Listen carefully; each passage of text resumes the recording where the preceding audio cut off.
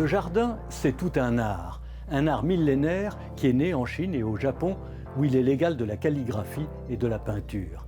Le jardin dans lequel je vous emmène aujourd'hui se trouve à Chaumont-sur-Loire, dans le Loir-et-Cher, où a lieu chaque année depuis bientôt 30 ans le Festival international des jardins. Un concours entre art et nature qui sélectionne une vingtaine d'équipes pour enchanter le domaine en le remodelant.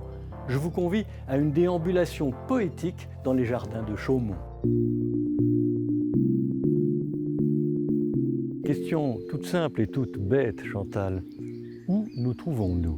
Chaumont-sur-Loire, c'est un lieu très particulier puisqu'il associe un château avec une histoire extraordinaire. Puis c'est aussi des grands parcs et c'est le lieu du Festival international des jardins, mondialement connu. Le Festival des jardins, racontez-nous l'échelonnement du travail du printemps au début de l'hiver.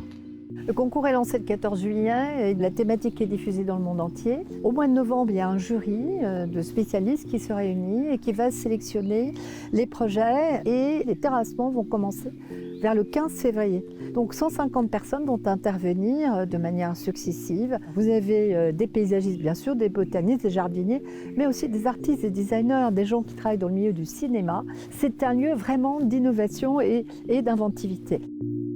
Nous sommes ici au cœur de la partie biomimétique du Festival des jardins. Qu'appelle-t-on biomimétisme? Le biomimétisme, c'est l'observation de la nature qu'on peut considérer comme une très grande bibliothèque. Par exemple, les fourmilières nous ont aidés à inventer le GPS. Parce que les fourmis savent s'orienter, elles ne se perdent jamais. Donc le biomimétisme, c'est cela, c'est l'observation des réussites et des procédés de la nature qu'on peut appliquer aux activités humaines.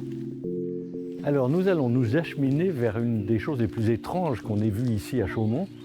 Et encore, nous n'avons pas tout vu. C'est une termitière.